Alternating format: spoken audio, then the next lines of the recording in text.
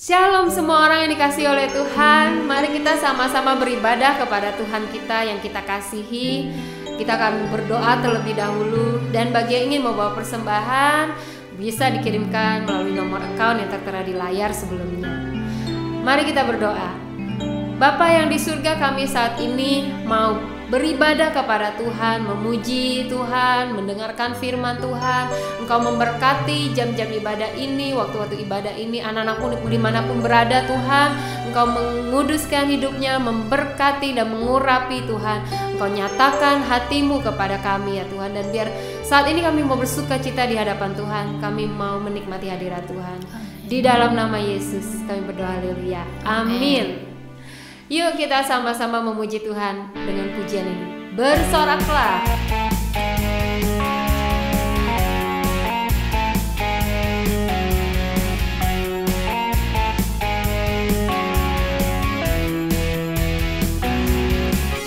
Bersorak-sorailah bagi Allah, angkatlah lagu, bunyikan rebana. Tuhan telah angkat semua bebanku, Dia Tuhan kemenanganku. Bersorak-sorailah bagi Allah, ayunkan langkahmu, derapkan kakimu. Tuhan telah tebus semua dosaku, Dia Tuhan pembebasku. Mari serukan nama Yesus, bangkit, naikkan pujian dan nyanyi. Angkat tanganmu semua, bersorak, bersuka, bermazmur. Mari serukan nama Yesus, bangkit, naikkan pujian dan nyanyi. Angkat tanganmu semua, bersorak, bersuka, bermazmur bagi Yesus.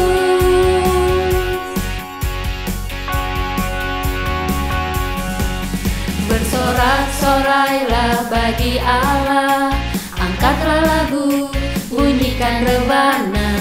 Tuhan telah angkat semua bebanku, Dia Tuhan kemenanganku. Bersorak-sorailah bagi Allah, ayunkan langkahmu, derapkan kakimu. Tuhan telah tebus semua dosaku, Dia Tuhan pembebasku. Mari serukan nama Yesus, bangkit, naikkan pujian dan nyanyi. Angkat tanganmu semua, bersorak, bersuka, bermazmur. Mari serukan nama Yesus, bangkit, naikkan pujian dan nyanyi. Angkat tanganmu semua, bersorak, bersuka, bermazmur bagi Yesus. Mari serukan nama Yesus, bangkit, naikkan pujian dan nyanyi. Angkat tanganmu semua, bersorak, bersuka, bermazmur. Mari serukan nama Yesus, bangkit, naikkan pujian dan nyanyi. Angkat tanganmu semua, bersorak, bersuka, bermazmur. Bersorak, bersuka, bermazmur. Bersorak, bersuka, bermazmur bagi Yesus. Iya, terpujilah Tuhan. Nyatakan lebih lagi pujian kita kepada Tuhan dengan hati yang baru.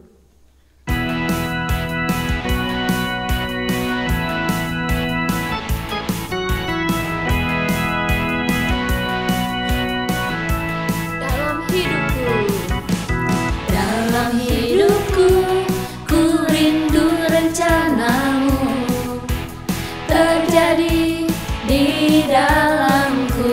Ku mau setia, ku mau setia selalu kepadamu, sekarang sampai selama-lamanya.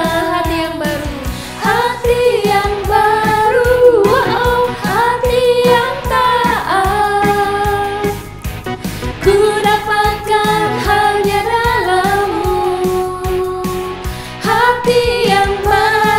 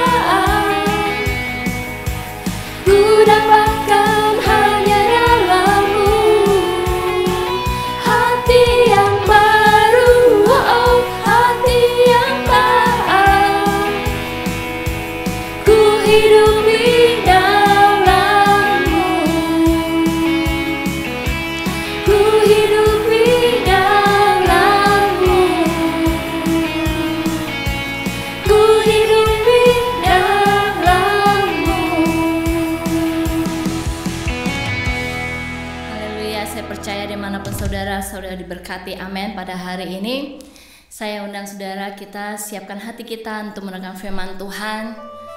Mari saya undang dimanapun kita berada, kita masuk dalam hadirat Tuhan. Minta Tuhan layakkan setiap hati kita untuk mendengar firman-Nya. Mari saya undang kita angkat pujian ini. Kita sungguh-sungguh katakan, kita datang di hadapan Tuhan, kita sujud di hadapan kaki-Nya Tuhan. Terima kasih Tuhan.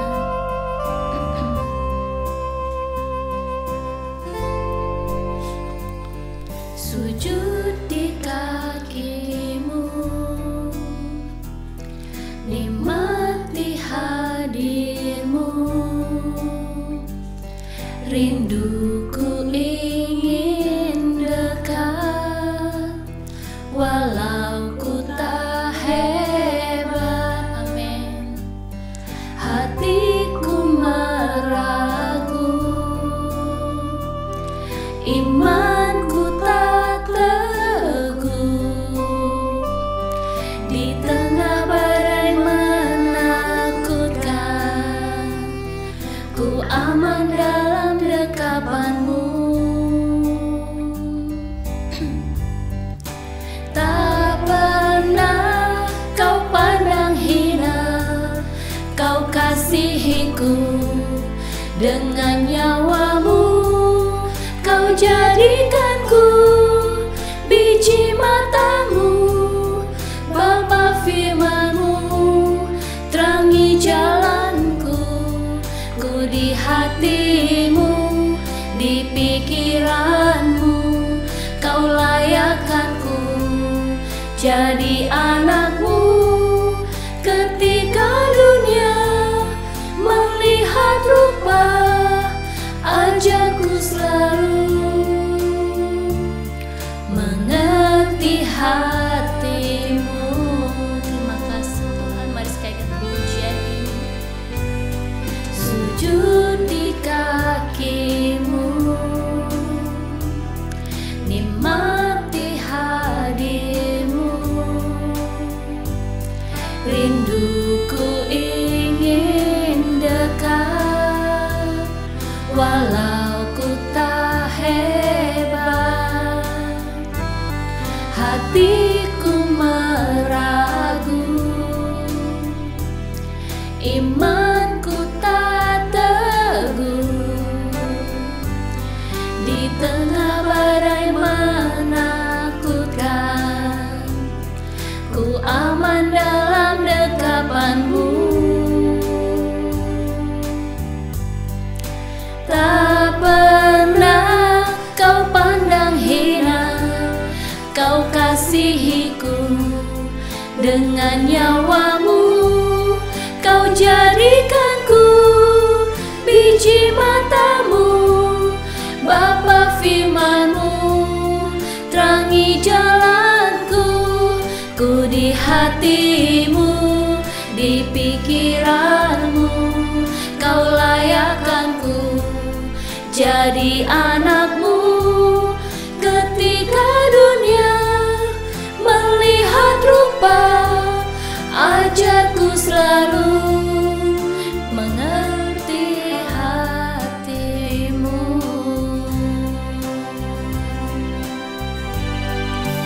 Tak pernah Kau pandang hina, Kau kasihiku dengan nyawa-Mu. Kau jadikanku biji mata-Mu, Bapa firman-Mu terangi jalanku. Ku di hati-Mu, di pikiran-Mu, Kau layakkanku jadi anak-Mu. Ketika dunia melihat rupa, ajarku selalu mengerti hati-Mu. Ajarku selalu mengerti hati-Mu. Ajarku selalu mengerti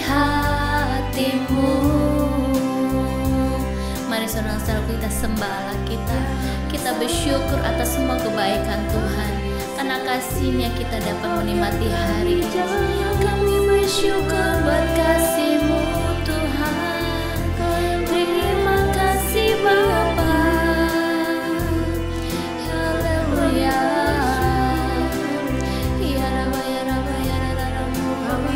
Kami bersyukur buat anugerah-Mu. Terima kasih Bapa. Haleluya. Ajar kami lebih lagi mengasihi-Mu. Haleluya. Kami percaya Tuhan kasih-Mu Bapa. Ketika dunia melihat rupa Tuhan, tapi Engkau tidak melihat rupa ya Bapa. Kami percaya kasih-Mu Tuhan, Kau luar biasa bagi kami Tuhan. Terima kasih buat setiap pengorbanan-Mu. Terima kasih buat setiap kebaikan yang Kau berikan pada kami Tuhan. Kami bersyukur Tuhan punya Allah seperti Engkau ya Bapa. Terima kasih Tuhan, ajar kami selalu bersyukur apa yang Kau perbuat dalam hidup kami Tuhan. Ajar kami Tuhan untuk lebih lagi di hadapan Engkau ya Bapa. Kami percaya Tuhan, kami dapat beribadah Tuhan. Suatu anugerah yang Kau berikan pada kami ya Bapa. Biar Engkau memberkati setiap kami anak-anak-Mu ya Tuhan. Kami mau siapkan hati dan pikiran kami ya Bapa. Layakkan setiap kami Tuhan untuk mendoakan isi hati-Mu ya Bapa. Bicaralah pada setiap kami Tuhan. Berkati juga hamba-Mu yang akan menyampaikan firman-Mu ya Bapa. Biar Engkau memberkati hamba-Mu akan menyampaikan isi hati-Mu Tuhan. Urapi setiap kami anak-anak-Mu Tuhan dimanapun kami berada ya Bapa. Terima kasih Tuhan. Sebelum kami masuk untuk mendengarkan firman-Mu Bapa, kami mau mengangkat syafaat kami di hadapan Engkau ya Bapa. Kami mau berdoa untuk memberkati bangsa kami Tuhan, Indonesia maupun Australia Bapa. Kami percaya Tuhan biarlah ada pemulihan terjadi berbangsa kami ya Bapa. Kami percaya Tuhan biar ada pertobatan, hujan pertobatan yang dari Engkau ya Bapa, dimanapun kami anak-anak-Mu tinggal ya Bapa. Sekali lagi Tuhan biar Engkau memberkati Indonesia, Australia ya Bapa. Biarlah Tuhan ada kemuliaan-Mu ya Bapa. Berkati juga Tuhan setiap pemimpin-pemimpin yang ada pada saat ini ya Bapa. Kiranya Engkau curahkan roh takut akan Engkau ya Bapa. Biar setiap apapun keputusan apapun ya Tuhan yang mereka keluarkan Tuhan, semuanya berasal dari Engkau ya Bapa. Hanya untuk kemuliaan nama-Mu Tuhan. Berikan kami kesatuan hati ya Tuhan. Terima kasih Tuhan, kami berdoa juga Tuhan untuk memberkati setiap gereja-Mu Tuhan, gereja-gereja-Mu Tuhan dimanapun ya Bapa, di seluruh dunia Tuhan. Biar Engkau memberkati mereka ya Bapa. Berkati setiap gereja-Mu Tuhan. Biarlah Tuhan setiap gereja-Mu Tuhan bersungguh-sungguh di hadapan Engkau ya Bapa. Kami percaya itu juga Tuhan, semua di dalam tangan Engkau. Kami minta Tuhan Kau curahkan kesatuan hati buat setiap gereja-gereja-Mu Tuhan. Kami buat perlu Tuhan keunitian yang dari Engkau ya Bapa. Tanpa keunitian hati Tuhan, kami tidak bisa berbuat apa-apa ya Bapa. Kami percaya Tuhan semua di dalam tangan Engkau ya Tuhan. Sekali lagi Tuhan, kami berdoa untuk memberkati ya Bapa. Dimanapun setiap anak-anak-Mu tinggal Tuhan, di daerah apapun Tuhan, kami berdoa ya Bapa, biarlah ada damai sejahtera yang dari Engkau ya Bapa. Terima kasih Tuhan, sekali kami serahkan semua di tangan Engkau ya Bapa. Setiap doa kami di hadapan Engkau ya Tuhan, biar Engkau yang sempurnakan Tuhan. Terima kasih Tuhan, dan dalam nama Yesus Tuhan kami berdoa mengucap syukur. Haleluya, amin.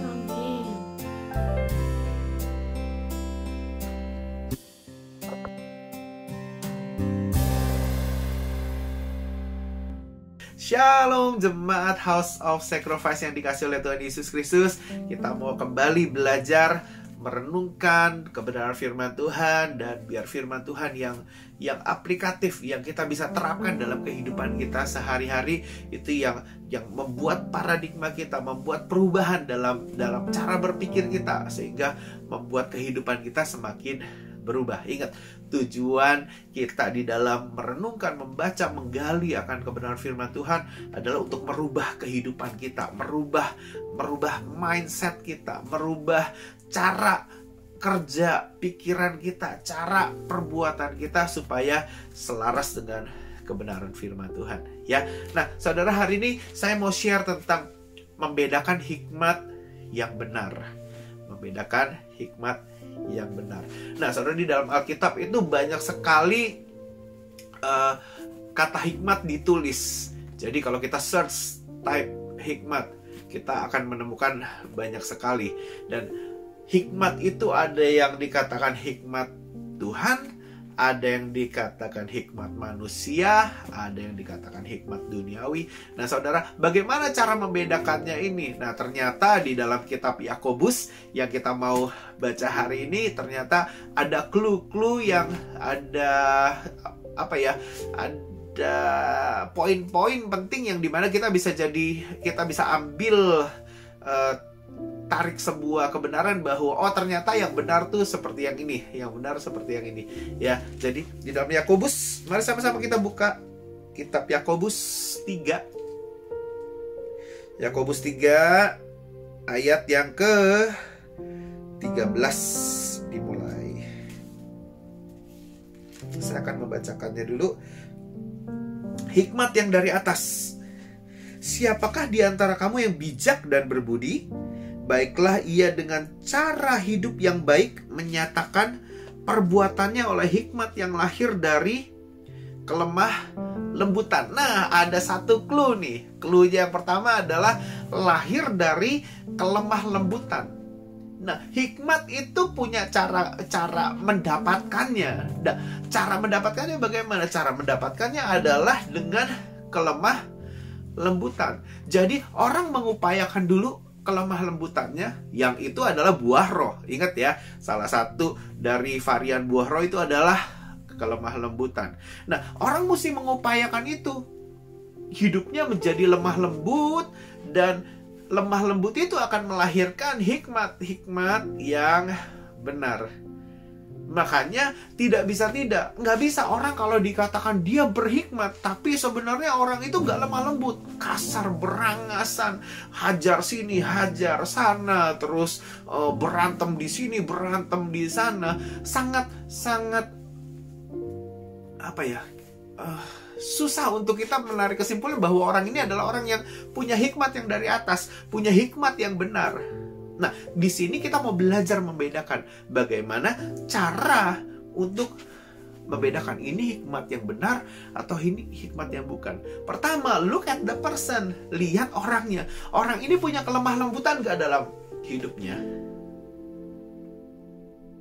Punya gak dia kelemah lembutan? Bagaimana cara dia hidup? Dikatakan di ayat yang tadi barusan kita baca adalah lihat cara hidup yang dinyatakan dalam perbuatannya. Perbuatannya sepanjang hari itu apa? Apa yang dia lakukan sepanjang hari? Nah, untuk mengetahui orang ini berhikmat atau tidak, orang ini punya hikmat yang benar atau tidak, dan kita akhirnya nanti sanggup membedakan, kalau kita punya waktu cukup banyak dengan orang tersebut, kita bisa lihat perbuatannya. Dari tingkah lakunya, dari apa yang dia kerjakan, dari apa yang dia perbuat, cara hidup yang dia kerjakan. Nah, itu akan kita bisa lihat ini cara hidup yang punya kelemah lembutan atau tidak. Nah, kalau dia memang memiliki dan menunjukkan itu di dalam cara hidupnya, dia punya kelemah lembutan, well, kita bisa mulai yakin bahwa orang ini mungkin punya hikmat yang benar. Jadi kita bisa consider apa yang jadi omongannya, apa yang jadi keputusannya, apa decisions-nya, apa idenya. Kita bisa mulai punya clue bahwa oh, mungkin orang ini punya hikmat yang benar yang datang dari surga. Kenapa? Karena dia punya kelemah lembutan. Ingat, lahir dari kelemah lembutan. Dari cara hidupnya menunjukkan ada kelemah lembutan. Makanya gini, jangan terburu-buru terpesona dengan decision seseorang atau keputusan seseorang, cara berpikir seseorang. Lihat dulu cara hidupnya. Kalau cara hidupnya adalah seseorang yang punya kelemah lembutan, well, itu udah satu clue tuh, satu step yang kita bisa lebih masuk lagi. Ya, saudara, lihat orang ini punya kelemah lembutan atau tidak. Nah, lalu clue yang kedua adalah jika kamu, di ayat yang ke-14, jika kamu menaruh perasaan iri hati dan kamu mementingkan diri sendiri, Janganlah kamu memegahkan diri dan janganlah berdusta melawan kebenaran. Itu bukanlah hikmat yang datang dari atas, tetapi dari dunia, dari nafsu manusia, dan dari setan-setan. Nah, saudara, lihat lagi. Ketika seseorang itu menyampaikan sebuah hikmat yang dalam tanda petik hikmat. Sekali lagi, hikmat itu bisa macam-macam. Hikmat yang dari surga, hikmat yang dari manusia, hikmat yang dari setan. Nah, saudara, kita mesti bisa nih, pinter membedakan. Lihat cara hidupnya. Yang kedua adalah lihat apa nih di balik ini semua apa. Kita mesti determine, mesti sanggup menyelidiki. Ini untuk memuaskan kepentingan sendiri. Ini ada unsur iri hatinya atau tidak? Karena kalau ada unsur iri hati, ada unsur mementingkan diri sendiri sehingga decisions itu dibuat, sehingga hikmat itu disampaikan. Nah, kita mesti berjaga-jaga, kita mesti berawas-awas diri. Karena sangat mungkin itu bukan datang dari atas. Itu datang dari manusia, itu datang bahkan dari setan-setan. Segala sesuatu yang aku mementingkan diri sendiri. Keputusan bersama dibuat untuk aku. Nah, itu bahaya tuh. Saya yakin itu bukan hikmat yang datang dari surga. Nah, clue ini menjadi sangat penting sekali. Makanya ketika ada sebuah hikmat dalam tanda petik disampaikan, kita mesti mengerti. Pertama, apakah itu lahir dari kelemah lembutan? Yang kedua, apakah itu ada unsur iri hati dan mementingkan diri sendiri? Kalau ada itu, pasti bukan dari atas. Bukan. Karena Tuhan kita tidak mengajarkan kita untuk menjadi orang yang egois. Tuhan kita nggak mengajarkan kita untuk menjadi orang yang aku. Tuhan Yesus mengajarkan kita untuk beri hidup, layani, bukan untuk kepentingan diri sendiri. Nah, saudara, minimal sudah ada beberapa clue yang kita bisa tarik untuk membedakan hikmat yang benar, hikmat yang dari atas. Lalu kita mau lanjut. Ayat yang ke-16. Sebab di mana ada iri hati dan mementingkan diri sendiri, di situ ada kekacauan dan segala macam perbuatan jahat. Nah, kalau sudah bisa dideteksi itu, apalagi buahnya sudah terlihat ya. Ada kekacauan, bikin kegaduhan, bikin kejahatan di mana-mana. Nah, itu sudah pasti bukan hikmat yang dari atas. Pasti itu hikmat manusia atau itu hikmat setan yang fungsinya untuk apa? Mementingkan diri sendiri. Atas dasar iri hatilah maka orang menyampaikan itu, memutuskan sesuatu sehingga terjadi kekacauan dan kejahatan yang ada. Ya, saudara, itu hal di mana kita bisa melihat apa sih, bagaimana sih hikmat itu dilahirkan, ya saudara. Oke, kita mau lanjut lagi. Tetapi hikmat yang dari atas adalah pertama-tama murni. Nah, saya suka kata murni. Murni itu artinya tidak tercampur. Murni itu artinya benar-benar pure, yang dari Tuhan itu murni. Itu yang disampaikan. Belum ada pesan-pesan sponsor, belum ada kepentingan ini dan itu disampaikan karena memang benar, pure, kualitasnya bagus sekali karena ini murni, saudara. Nah, hikmat yang benar adalah hikmat yang dari atas, itu adalah hikmat yang dari sorga, itu adalah hikmat yang benar-benar pure, murni. Nggak dicampur sama kepentingan organisasi, kepentingan anggota, kepentingan macam-macam. Enggak, udah yang pure dulu, itu yang disampaikan. Kita mesti sanggup mendeteksi apakah ini pure atau tidak, apakah ini murni atau tidak. Nah, hikmat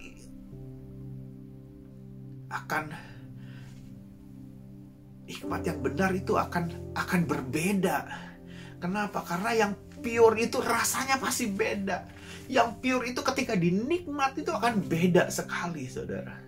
Dengan yang sudah bercampur dengan iri hati, bercampur dengan kepentingan anggota, kepentingan denominasi, kepentingan. Wah, yang pure itu. Makanya kita harus bisa menjaga hati kita untuk murni, sehingga ketika kalau kita yang menyampaikan hikmat, kita sudah tahu bahwa kita memiliki hati yang murni ketika kita menyampaikan sebuah hikmat. Dan kalau kita jadi orang yang mendengarkan, nah kita juga harus punya hati yang murni. Dan kita sudah terbiasa mengecap yang murni, supaya kita tahu bahwa yang disampaikan ini murni datang dari Tuhan. Karena kita tahu rasanya, kita tahu bedanya, karena kita sudah sering memurnikan hati kita. Sehingga ketika disampaikan sesuatu hal, kita tahu bahwa ini murni atau tidak. Roh yang sering kita latih untuk memurnikan hati kita, itu juga roh yang akan memberitahukan kita hikmat itu murni atau tidak. Nah, murni menjadi satu hal yang menjadi clue selanjutnya. Lalu selanjutnya pendamai, peramah, penurut, penuh belas kasihan, dan buah-buah yang baik, tidak memihak dan tidak munafik. Nah, saudara, ini kan gak lain gak bukan, ini adalah kebenaran-kebenaran yang memerintah dalam hidup seseorang, sehingga ketika dia memutuskan sesuatu atau dia menyampaikan sesuatu atau memberikan hikmat, itu tidak berdasarkan akan kemarahannya dia, tidak berdasarkan akan egonya dia, tidak berdasarkan akan keberpihakannya dia kepada sesuatu, tidak berdasarkan atas kemunafikannya. Nah, saudara, ini penting banget. Makanya ketika kita menyampaikan cara hidup kita, melakukan apa yang kita lakukan setiap hari, hari demi hari, bulan demi bulan, tahun demi tahun, itu yang kita tunjukkan itu adalah cara hidup yang seperti apa. Kalau kita peramah, kalau kita pendamai, kalau kita penurut, kalau kita penuh dengan belas kasihan, kalau kita tidak memihak, kalau kita penuh dengan buah-buah yang baik, kalau kita tidak munafik, kita mengerti bahwa hikmat itu mungkin Tuhan akan berikan dalam kehidupan kita. Hikmat yang benar ini ingredients-nya itu. Hikmat yang dari sorga itu ingredients-nya itu, saudara. Wadah orang yang menyampaikan hikmat itu adalah yang ini tadi, peramah, penurut, tidak mementingkan diri sendiri, tidak munafik, saudara, pendamai. Well, sekarang kita bisa tahu ya, hikmat itu datangnya dari mana dan keluarnya dari mulut orang yang seperti apa. Kita bisa tahu itu.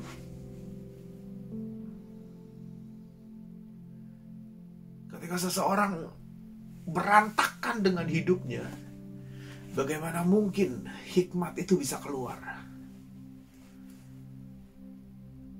Sedangkan ingredients-nya, wadah tempat di mana hikmat itu disampaikan adalah yang hal-hal yang tadi yang sudah kita dengar, sudah kita baca. Makanya sekarang jadi lebih mudah untuk mengetahui orang ini memang memiliki hikmat yang dari surga atau yang bukan. Kita mulai bisa ngecek karena kita tahu siapa lawan bicara kita, siapa yang sedang menyampaikan hikmat itu. Nah, kita perlu pahami sungguh-sungguh. Ayat yang ke-18. Dan buah yang terdiri dari kebenaran ditaburkan dalam damai untuk mereka yang mengadakan damai. Ada kebenaran. Sekali lagi ini buah roh. Kebaikan, kebenaran, kemurahan. Wow. kesetiaan, kelemah lembutan, penguasaan diri, ada kasih, ada sukacita, ada damai sejahtera, ada kesabaran. Nah, ketika kita mengupayakan buah roh itu terjadi dalam kehidupan kita, tidak mustahil Tuhan akan menaruh hikmat yang datang dari surga itu dalam diri kita, untuk hikmat itu mengupayakan cara hidup yang benar dalam hidup kita, dan untuk orang lain supaya kita juga menyampaikan hikmat itu, hikmat yang benar itu kepada orang lain, sehingga orang lain terberkati juga. Nah, makanya itu saudara relate dengan visi tahun ini, yaitu kita perlu berbuah, kita harus berbuah, kita harus mengupayakan buah itu terjadi di dalam hidup kita, yaitu buah roh itu. Relatednya apa? Relatednya adalah kita jadi orang yang nanti akan berhikmat ketika buah itu sudah menginfluence cara hidup kita, sudah menginfluence perbuatan kita, sudah menginfluence karakter kita, sudah menginfluence cara-cara kita di dalam menghidupi hidup ini. Itu Tuhan akan mulai memberikan hikmat. Dan hikmat itu adalah hikmat yang benar-benar datang dari sorga, murni, pure. Kalau itu bisa memerdekakan kita, pasti itu juga bisa memberkati orang lain dan memerdekakan orang lain. Nah, makanya diperlukan wadah, ingredients yang tepat supaya hikmat itu bisa terjadi dalam hidup kita. Amin, saudara. Nah, saudara, ayo kita belajar firman Tuhan yang sangat sederhana, mengajarkan kita cara membedakan. Hikmat ini datang dari orang yang bagaimana cara hidupnya. Kalau cara hidupnya amburadul, berantakan, urakan, nggak ada kebenaran di situ, munafik terus-terusan, bagaimana mungkin hikmat itu bisa Tuhan taruh di dalam mulut orang tersebut? Sangat-sangat mencurigakan, bukan?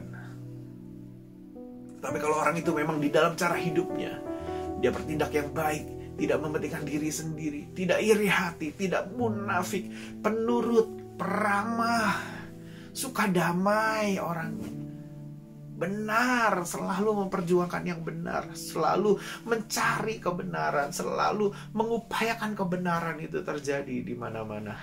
Nah, kalau cara hidup yang seperti itu yang disampaikan, yang dikerjakan, sangat-sangat mungkin Tuhan menaruh hikmatnya lebih dan lebih lagi dalam hidupnya. Amin, saudara. Ayo, mari jadi orang yang berhikmat. Tapi yang lebih penting adalah kita isi hidup kita dengan bahan-bahan dasarnya. Karena hikmat itu lahir dari buah roh, lahir dari kelemah lembutan, lahir dari kebaikan hati kita, lahir dari kesetiaan kita, lahir dari keramahan kita, lahir dari semua hal yang sudah kita pelajari hari ini. Kita bisa membedakan hikmat mana yang datang dari sorga. Kita tahu lewat siapa hikmat itu terjadi. Karena orang-orang yang mengupayakan buah roh terjadi dalam hidup dia adalah orang-orang yang nanti akan memiliki hikmat yang benar, hikmat yang datang dari surga.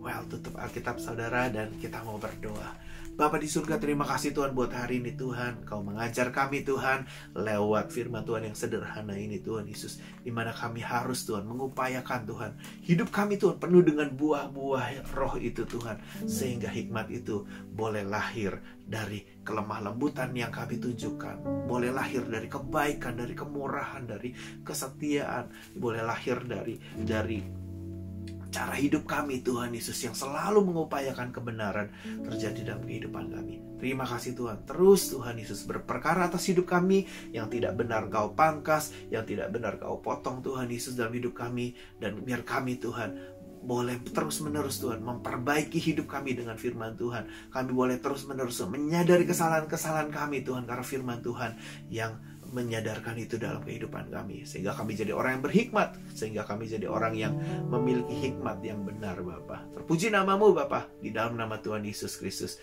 kami berdoa dan kami mengucap syukur. Tuhan Yesus memberkati kita semua. God bless.